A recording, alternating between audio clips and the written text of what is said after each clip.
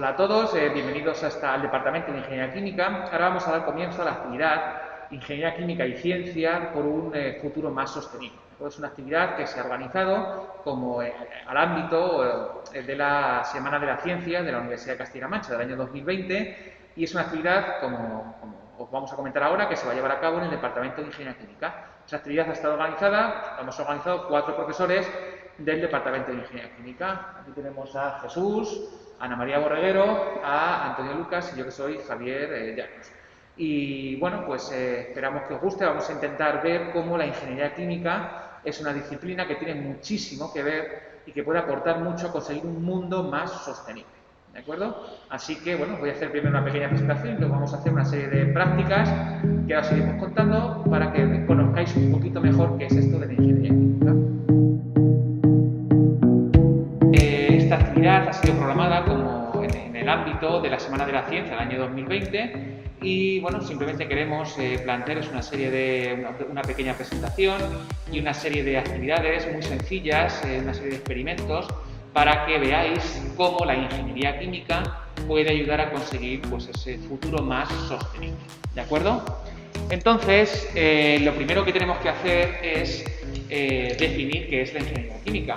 Y para hacerlo vamos a pensar que puede tener en común todas las cosas que aparecen en la transparencia. Un iPhone, unos pantalones vaqueros, la Play 5 o la tristemente famosa vacuna del coronavirus. Y si lo pensamos un poquito, lo que tienen en común todos ellos es que para que tengan una utilidad económica, para que tengan una utilidad social, tienen que ser producidas a gran escala. ¿De acuerdo? Y es precisamente en esa producción a gran escala donde la ingeniería química quiere ejercer o ejerce un papel muy importante. Para que lo entendamos un poquito mejor, vamos a ver un pequeño vídeo sobre que nos define de manera muy sencilla qué es la ingeniería química. Vaya pedazo de serie La Casa de Papel. Por fin me he enterado cómo se fabrica el dinero. Pero lo que me pregunto ahora es cómo se producirán todas las cosas que utilizamos en nuestro día a día. Por ejemplo, ¿quién se preocupa de que el agua del grifo de Ciudad Real sea segura? ¿O quién desarrolla y fabrica los medicamentos que se producen en Toledo? ¿Quién produce los combustibles en la refinería de Puerto Llano o desarrolla nuevos transportes sostenibles? Pues yo quiero enterarme. Vamos a buscar quién se encarga de todo esto tan interesante. Pues aquí pone que es la ingeniería química. Jo, pero si no sabía ni lo que era. Vamos a investigar más. La ingeniería química permite llevar a cabo a escala industrial cualquier operación física o transformación química. Es una profesión imprescindible en sectores tan interesantes como el medio ambiente y la energía, los nuevos materiales, la biotecnología o la investigación básica. La ingeniería química está cerca de ti. Como hemos visto, pues según nos comentaban en el vídeo, la ingeniería química consiste pues, fundamentalmente en hacer química o hacer cualquier transformación física pero a una gran escala industrial. De tal manera que un ingeniero químico puede trabajar a diferentes escalas. Una escala pequeñita, cuando uno quiere ver si un proceso funciona o no, lo tiene que hacer primero a una escala pequeña, que es lo que se llama escala de laboratorio. Luego, en lugar de hacer una gran inversión y pasar directamente a escala industrial, hay que probar las cosas a una escala un poquito mayor, que es lo que se llama escala de planta piloto. Entonces, ese vídeo que estáis viendo, la transparencia, es precisamente un vídeo de una serie de instalaciones que están en nuestro departamento y que son a escala un poquito mayor que la escala de laboratorio. Estamos hablando de reactores, de recipientes de 25, 50, 60 litros que nos permiten estudiar esa escala intermedia tan importante que se llama planta piloto. Si queremos estudiar ingeniería química en la Universidad de Castilla-La Mancha, lo haremos en el campus de Ciudad Real. Tenemos 2 posibles menciones, la que se llama Ingeniería en Procesos Químicos y Energía o una rama más orientada a la ingeniería medioambiental y, como pone también en la transparencia, pues es un grado que está relacionado, tiene atribuciones profesionales, que es de la rama de Ingeniería de Arquitectura y que es tu lugar, digamos, si lo que buscas es si te interesa la química, la energía y el medio ambiente. Muy bien, pues centrándonos en la actividad que vamos a desarrollar hoy, el eje, como os he dicho, alrededor del cual gira toda la actividad es la sostenibilidad, ¿de acuerdo? Conseguir un futuro más sostenible. En la transparencia podéis ver lo que se han llamado los Objetivos de Desarrollo Sostenible de la ONU, de la Organización de las Naciones Unidas, y son fundamentalmente objetivos que tenemos que intentar conseguir para que en el año 2030, digamos, tengamos un mundo un poquito mejor que en el año 2020. El desarrollo sostenible consiste en garantizar nuestras necesidades sin comprometer las necesidades que puedan tener las futuras generaciones. Y si vemos todos los objetivos de desarrollo sostenible, pues muchos de ellos están relacionados con producir de manera más eficiente, consumir menos energía, respetando el medio ambiente, respetando la vida marina, terrestre, así que todos ellos están muy relacionados con lo que vamos a ver en esta práctica. Y concretamente nos vamos a centrar en tres ejes. Primero, en lo que se llama la economía circular. Imaginaros que fuéramos capaces de que todos los móviles, los ordenadores, los coches que se fabricaran, una vez que acabaran su vida útil, fuéramos capaces de utilizar todos los materiales que se han utilizado en la primera vida y reutilizarlos de nuevo para darles una segunda, una tercera o una cuarta vida a ese material. ¿De acuerdo? Lograríamos producir consumiendo mucha menos energía y, por supuesto, consumiendo mucho menos recursos. Vamos a ver una pequeña práctica que está relacionada con eso, con la economía circular. El segundo bloque va a ser estudiar o ver cómo se puede utilizar el hidrógeno como vector energético. Ahora nos va a contar Antonio de Lucas una serie de prácticas de cómo se puede producir hidrógeno cuando yo tengo una determinada energía disponible y cómo se puede luego consumir ese hidrógeno para producir energía cuando yo la necesite. Y para acabar vamos a ver una pequeña práctica sobre energía renovable, ¿de acuerdo? Sobre un aerogenerador con un tipo de control que ahora un poquito más adelante os explicaré.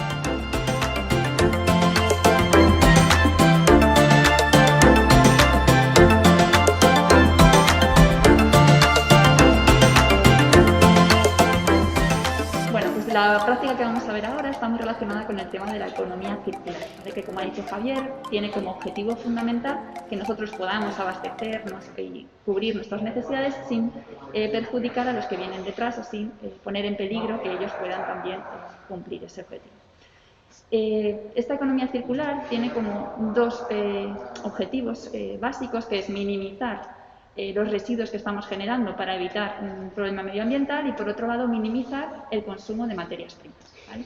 Entonces, en nuestra práctica, que vamos a trabajar con la recuperación o reciclado de espumas de poliuretano, lo que queremos es hacer eso mediante un proceso de glicólisis que estamos desarrollando en el Departamento de Ingeniería Química en un proyecto europeo. Pues vamos a coger residuos de esta espuma, que además ocupan muchísimo volumen en vertedero, y vamos a recuperar sus materias primas, ¿vale? De forma que, como estos productos vienen del petróleo, que como podéis ver en la diapositiva, pues es un bien escaso que está agotándose, pues vamos a también solucionar ese problema de escasez de recursos, ¿vale? Entonces, bueno, pues si os acercáis, lo primero que quiero pues recordar, o ya he comentado, es el gran volumen que ocupan estas espumas, ¿vale? Entonces, fijaos que el primer paso de este proceso, o uno de las ventajas, es que vamos a reducir mucho este volumen de residuo que acabaría en un vertedero y que ocuparía pues un espacio que pues tendría que dejarse para otras utilidades, ¿vale? Entonces, para ello vamos a utilizar un disolvente que va a ser capaz de incorporarse dentro de la estructura de esa espuma, ¿vale? Para luego poder recuperar las materias primas, ¿vale? Entonces, bueno, voy a añadir el disolvente, que es limoneno. Es un disolvente que es benigno para el medio ambiente, ¿vale? Tenemos una cantidad, pues más o menos, de 1/3 del volumen, ¿vale?, de la cantidad de espuma que quiero glicolizar o que quiero recuperar, ¿vale? Pues nada, vamos adicionando, ¿vale? Pues que ya no nos cabe más. Vamos a conectar una agitación, ¿vale?, para que nos ayude a ese proceso de disolución de la espuma. Y lo voy a dejar ahí porque poco a poco va a ir trabajando este disolvente, ¿vale?, y va a ir, pues eso, degradando la espuma y minimizando en primer lugar su volumen y después recuperando las materias. Como hemos dicho, la economía circular pretende cerrar el círculo y lo que hemos obtenido a partir de esa glicólisis, del residuo de la espuma, ¿vale?, que son pues, las fases del poliol y del isocianato. La idea es que se puedan volver a aprovechar para generar nuevas espumas, ¿vale?, de forma que lo que era un residuo se convierte en una materia prima, ¿vale? Bueno, pues vamos a ver si somos capaces, efectivamente, de aprovecharlas y generar una nueva espuma. En esta nueva espuma vamos a utilizar, aparte de ese isocianato y de ese poliol, un agente neumatógeno, que en este caso va a ser agua, y lo que va a hacer es generar un gas, ¿vale? Como indica su nombre. ¿Qué gas? Pues va a ser CO2, ¿vale? De hecho, una espuma al final es eso, es una dispersión de un gas en un sólido, de forma pues, que el sólido crece y tiene una densidad muy pequeña porque la mayoría de ese espacio está ocupado por el gas. Vamos a necesitar también un surfactante que va a ayudar a la mezcla de esos reactivos y que en este caso va a ser una silicona. Y por último, un catalizador, ¿vale? Que lo que hace es acelerar la velocidad de reacción entre el isocianato y el poliol, de forma que el tiempo del proceso sea más corto y esto va a mejorar la economía del mismo, ¿vale? Bueno, pues he pesado ya en nuestro reactor el poliol, ¿vale? Y nos quedaría añadir el resto de aditivos y el isocianato.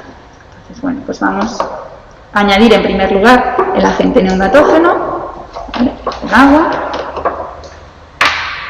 Cogemos muy poquito de este agua, de poliol he puesto 20 gramos y de agua simplemente 0,7, ¿vale? Talamos la balanza, añadimos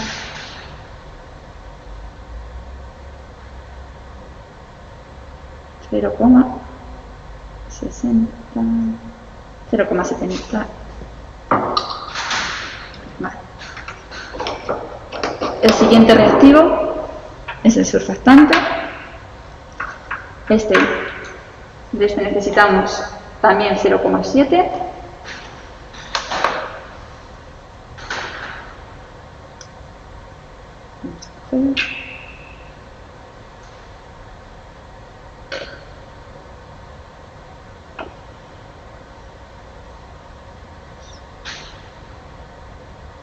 Dejar que se unifique.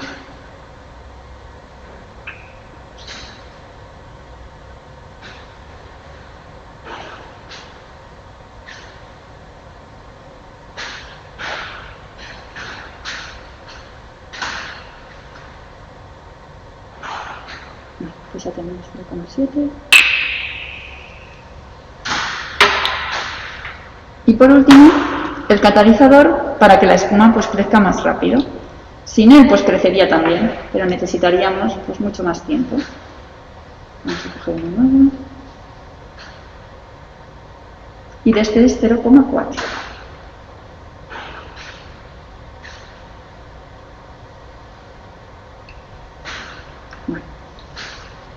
Vamos a ver. Lo primero, mezclamos muy bien estos.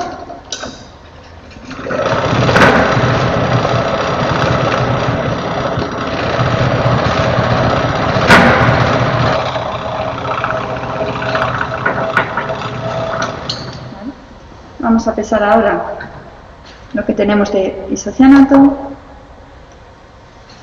Vamos a adicionar, a empezar a adicionarle.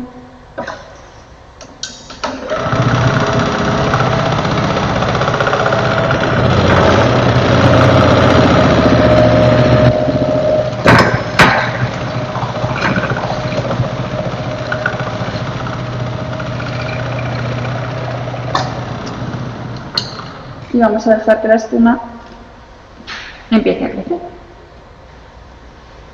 Mientras tanto, podemos ir viendo que lo que hayamos adicionado en el disolvente está perfectamente pues, disuelto, ¿vale? Se ha eliminado completamente. Y la espuma, pues vemos ya cómo va poco a poco creciendo. Ya os digo que pues, ese gas, ese CO2 que se ha generado, empieza a empujar al resto del sólido, ¿vale? Y ya la tendríamos pues lista.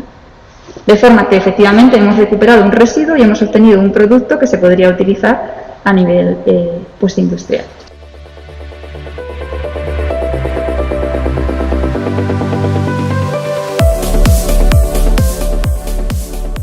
Buenos días. A continuación vamos a explicar, en línea con la presentación de la ingeniería química por un futuro más sostenible, una de las aplicaciones que tiene en este caso la utilización del hidrógeno como vector energético.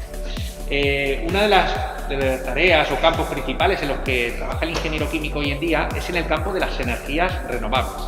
Sin embargo, las energías renovables, aparte de ser energías limpias, ser energías inagotables, tienen una importante limitación que está asociada con la gestionabilidad que tienen las energías renovables. Es decir, son fuentes de energía intermitentes y que en principio no podemos controlar.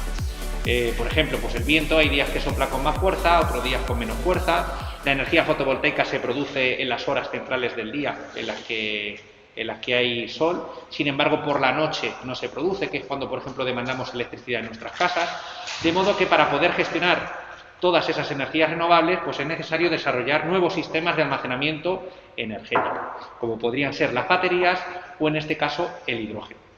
El hidrógeno es uno de los combustibles más interesantes para almacenar energía eléctrica, ya que se puede producir mediante energía renovable, por ejemplo, en los electrolizadores. Como tenéis ahí en la transparencia, podemos utilizar energía eléctrica para romper electroquímicamente la molécula de agua, producir hidrógeno y producir oxígeno.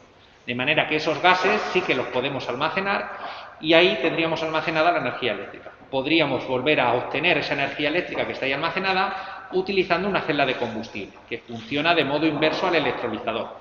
En este caso, la celda de combustible, como tenéis ahí la transparencia, le alimentaríamos el hidrógeno y el oxígeno que hemos producido anteriormente y obtendríamos una corriente de energía eléctrica. De modo que recuperaríamos esa energía eléctrica renovable con la que habíamos producido inicialmente el hidrógeno. Ese es el concepto de utilizar el hidrógeno como vector energético, como almacén de energía eléctrica. A continuación voy a enseñaros una pequeña unidad de demostración que hemos construido aquí en el departamento. Hemos participado en la elaboración de los distintos materiales que forman parte pues, tanto del electrolizador como de las celdas de combustible y nos sirve para entender el concepto del hidrógeno como vector energético.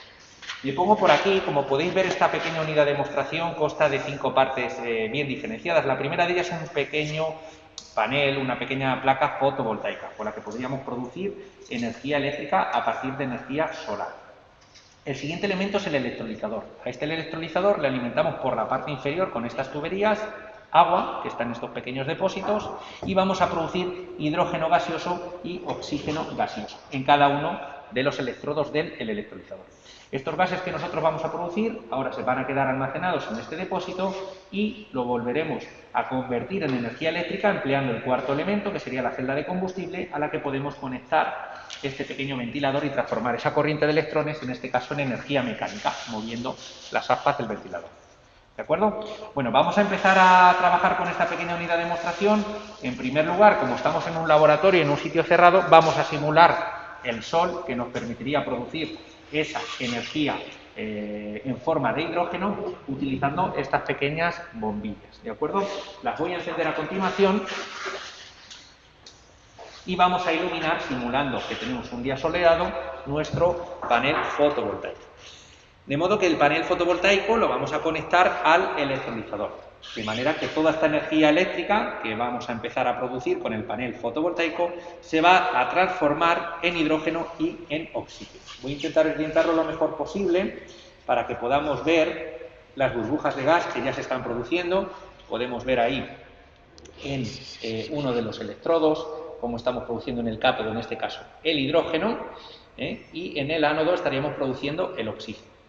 ¿Vale? Esas burbujas que se están formando, ese hidrógeno gaseoso en estado que se va a ir quedando almacenado en ese pequeño depósito, de manera que vamos a intentar producir cierta cantidad de estos gases y simularíamos, por lo tanto, lo que podría ser un día soleado, en el que estamos utilizando esa energía para producir el vector energético, de modo que posteriormente podamos revalorizarlo una vez que ya hayamos producido cierta cantidad de gas. Vamos a dejarlo unos cuantos segundos más. Se va acumulando esos gases en la parte superior de estos depósitos, como podéis ir viendo. De modo que supongamos que ya hemos producido cierto volumen de gas, como se puede observar, desconectaríamos ahora las lámparas. Imaginemos, por lo tanto, que hemos producido esa energía fotovoltaica que ahora llega a la noche y que la tenemos almacenada en forma de hidrógeno y oxígeno. Queremos volver a reutilizar esa energía y ahora entraría en juego el segundo elemento que hemos visto en la transparencia, la celda de combustible. Voy a conectar la celda de combustible al ventilador, de manera que así vamos a poder cerrar el circuito. Y fijaros cómo la celda de combustible, por un lado le estamos alimentando el hidrógeno con esta tubería que va de la parte del depósito donde teníamos almacenado el gas y por otra tubería el oxígeno. De manera que vamos a producir la recombinación de estos dos elementos y si el sistema funciona, como podéis ver, el ventilador comienza a moverse. Esa corriente de electrones está haciendo mover ese pequeño ventilador y tendríamos de nuevo la energía. Es importante señalar que este tipo de sistemas que utilizan hidrógeno como vector energético, pues evidentemente es una fuente de energía limpia, siempre que la hayamos producido con una tecnología renovable, como hemos demostrado. Es decir, el producto de esta reacción pues sería el vapor de agua, ¿vale? Que no es ningún contaminante ni ningún tipo de residuo que afecte negativamente a la atmósfera. ¿De acuerdo? Bueno, pues esto si queréis lo dejamos por aquí y podemos ver una segunda aplicación en el mismo sentido. Y una de las cuestiones en las que se piensa que el hidrógeno pues, puede tener una aplicación más inmediata en los próximos años. Y se trata de utilizar este combustible en automoción. ¿De acuerdo? En este caso lo que tenemos es un ejemplo parecido a este, pero sería un coche que funcionaría con hidrógeno. Entonces esto que tenemos aquí es una celda de combustible reversible, que se llama, puede funcionar tanto en modo electrolizador como celda de combustible. Entonces lo primero que vamos a hacer es de nuevo conectar un pequeño panel fotovoltaico que tenemos aquí a esa celda de combustible, de modo que, en primer lugar, va a funcionar modo electrolizador. Vamos a conectarlo, vamos a enfocarlo de nuevo, simulando esta energía solar con un pequeño panel fotovoltaico, de manera que estamos ahora de nuevo utilizando esa energía fotovoltaica en producir cierta cantidad de hidrógeno y oxígeno, que de nuevo en este caso se va a almacenar, como podéis ahí ver, se está produciendo cierto volumen de gas que va a ir creciendo.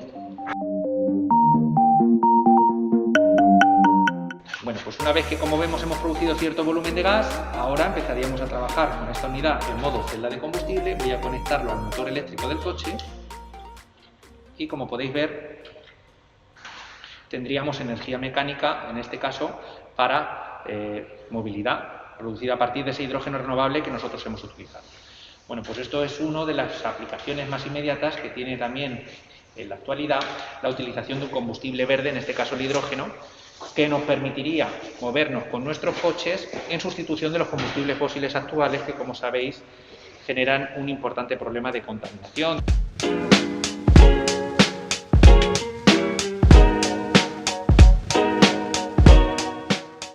En línea con lo que acabamos de ver, con la producción de hidrógeno utilizando esas energías renovables, vamos a ver cómo se puede producir energía renovable con uno de los métodos que son más frecuentes ver en las carreteras de aquí, de nuestra zona, que son los aerogeneradores. Es muy común ver en cualquier carretera, cuando vamos a de Calatrava o a Valdepeñas, ver la carretera llena de estos sistemas de generación de energía.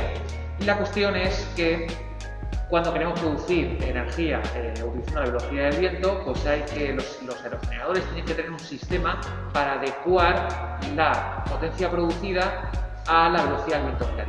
¿De acuerdo? Y uno tiende a pensar que cuanto mayor sea la velocidad del viento es mejor, pero no siempre es así, porque en algunas ocasiones, cuando la velocidad del viento es muy elevada, puede llegar a darse la situación de que se ve incluso peligrar la integridad mecánica del propio aerogenerador. ¿De acuerdo? Por lo tanto, los aerogeneradores tienen que tener sistemas para adecuar esa potencia de producción a la velocidad del viento. Una de ellas, que es la que vamos a ver aquí, es lo que se llama el control pitch, que es cambiar el ángulo de giro, digamos, de ataque de la pala del aerogenerador en función de la velocidad disponible del viento. De tal manera que con ciertas posiciones de esa pala yo puedo tener el aerogenerador absolutamente parado cuando tenga una velocidad del viento que sea muy elevada y cambiar ese ángulo de ataque de la pala del aerogenerador cuando tenga una velocidad pequeña y quiera maximizar la potencia producida.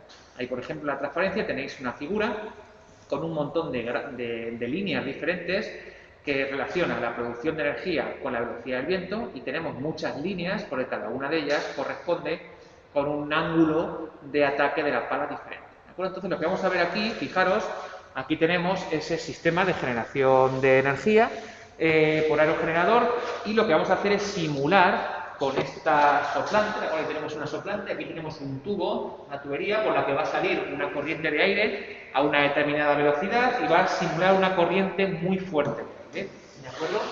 Vamos a generar energía con este aerogenerador. Lo que vamos a hacer es vamos a mantener constante la velocidad del viento, es decir, vamos a mantener constante la cantidad de aire que sale por esta soplante y vamos a cambiar el ángulo de las palas del aerogenerador para que comprobéis cómo se va modificando la potencia producida teniendo la misma velocidad. ¿Y cómo podemos medir esa potencia producida? Pues la vamos a medir midiendo el potencial que se genera en este aerogenerador, lo cual lo vamos a medir con un multímetro que tenemos aquí conectado. ¿De acuerdo? Pues entonces vamos a hacer, yo voy a arrancar esa soplante, cuando la arranque va a hacer mucho viento, por eso lo estoy explicando un poquito con detenimiento antes de empezar, y cuando vaya cambiando el ángulo de las palas, va a ir cambiando la potencia generada. Vamos a comprobarlo.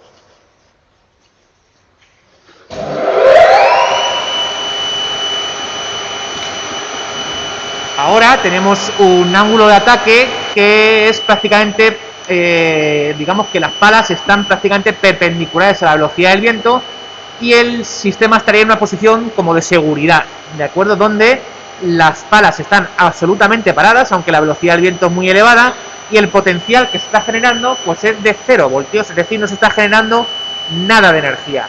En cuanto cambie un poquito ese ángulo de las palas del aerogenerador, empezará a aumentar ese potencial generado.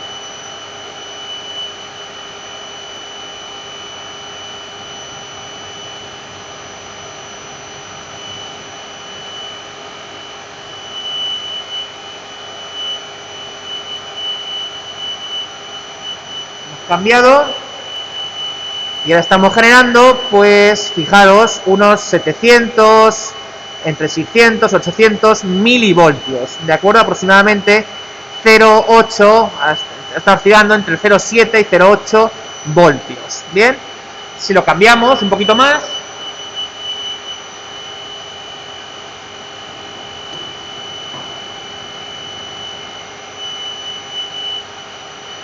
ahora se ve claramente cómo aumenta muchísimo la velocidad de giro y estaríamos ya en la zona, pues prácticamente para esta maqueta pequeña, de máxima producción de este aerogenerador, que está en torno pues a 1,7, 1,8 voltios, es decir, 1700 aproximadamente milivoltios. Sin que haya cambiado la velocidad del viento, sí que somos capaces de cambiar esa velocidad de giro y por lo tanto la potencia generada.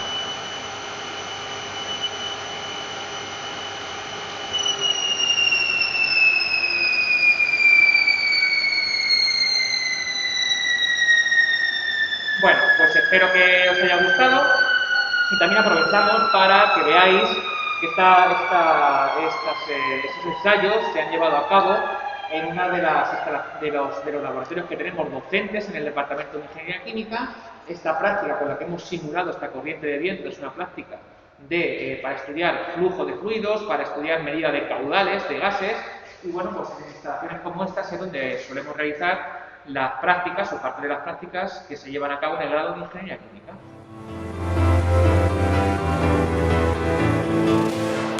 Muy bien, pues con esto damos por concluida esta actividad, ¿de acuerdo?, de Ingeniería Química y Ciencia por un futuro más sostenible. Espero que os haya gustado y que hayáis comprobado cómo la Ingeniería Química pues es una de las disciplinas que más tiene que aportar para conseguir un mundo más sostenible.